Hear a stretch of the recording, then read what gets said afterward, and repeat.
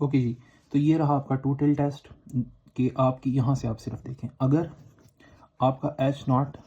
इस फॉर्म का है कि नॉट इक्वल है, तो इसका मतलब है इसका आंसर लेफ्ट पर भी हो सकता है, राइट पर भी हो सकता है, इसलिए आपको दोनों टेल चेक करनी पड़ेंगी। यानी कि ये दरमियान वाला अगर 1 माइनस अल्फ़ा है तो ये दोनों टेल अल्फ़ा बनती है ना, तो इसका मतलब है ये वाली टेल अल्फ़ा/2 है और ये वाली टेल अल्फ़ा/2 है। उसके बाद फॉर्मेशन ऑब्वियसली अगर नल इक्वल है तो ये नॉट इक्वल होगा, ये लेस है तो ये ग्रेटर होगा और ये ग्रेटर है तो ये लेस होगा। जनरल प्रोसेस के अंदर ये है वो जी की वैल्यू जो हम यूज़ करेंगे, चाहे वो ग्रेटर हो चाहे वो लेस हो, ये स्टैंडर्ड डेविएशन की वैल्यू ही यूज़ होगी। ठीक हो गया। अगर ये जो पॉपुलेशन का जो वेरिएंस है वो अननाउन हो, और अगर नाउन हो तो वो पॉपुलेशन का ही वेरिएंस यहाँ पर यूज़ होगा, सैम्पलिंग का यूज़ नहीं होगा। उसके बाद ये है वो असल चीज़ जो आपने सीखनी है, ये है इंपॉर्टेंट 3 चीज़। ओके, ये है वो क्रिटिकल रीजन कि कब हम किसी चीज़ को एक्सेप्ट या रिजेक्ट करेंगे। तो सबसे पहले आप ये देखें कि अगर वो इक्वल नहीं है तो इसका मतलब है कि वो लेफ़्ट पर भी हो सकता है, राइट पर भी हो सकता है। तो जो उसकी कैलकुलेटेड वैल्यू आएगी, वो फार्मूला जो भी मैंने पीछे बताया, उसका आंसर ग्रेटर आना चाहिए पॉजिटिव वाली साइड का। ये टेबल की वैल्यू है जी अल्फ़ा/2, ये मैं बताऊंगा कैसे निकालते हैं, और अगर डिग्री ऑफ फ्रीडम भी लिखा जाता है, ठीक है, विच इज़ n-1 ऑब्वियसली। और जो दूसरी टेल नेगेटिव टेल है उसमें कैलकुलेटेड की वैल्यू उस टेल से बाहर जानी चाहिए, लेस यानी कि उससे पीछे जानी चाहिए, ठीक है, तभी उसी क्रिटिकल रीजन में नहीं आएगा ना,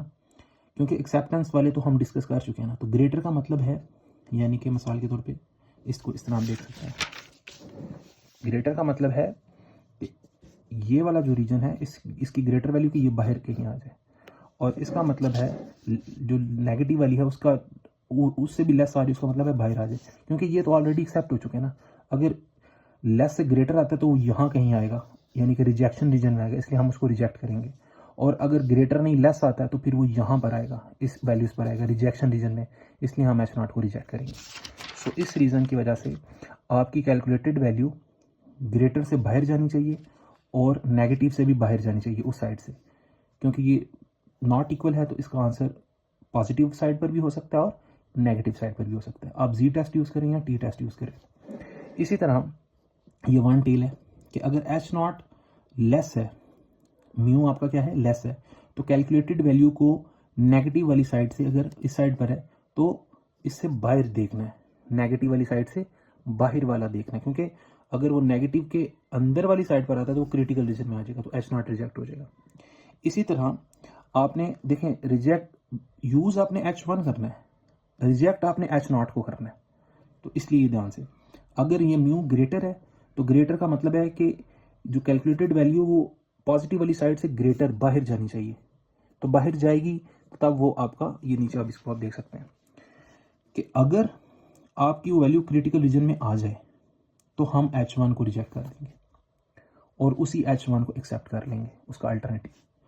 और अगर वो क्रिटिकल रीजन में नहीं आती, यानी कि इस सूरत में वो ग्रेटर नहीं आती, उससे बाहर चली जाती है, यानी कि जी कैलकुलेटेड अगर आती है इससे तो बाहर चली जाती है, तो हम उस बेस पर हम इस काबिल हो जाएंगे कि एच नॉट को हम रिजेक्ट नहीं कर सकते, हम उसी को एक्सेप्ट करेंगे, जो कि ट्रू स्टेटमेंट है, कोई एरर नहीं यहाँ पर आएगा।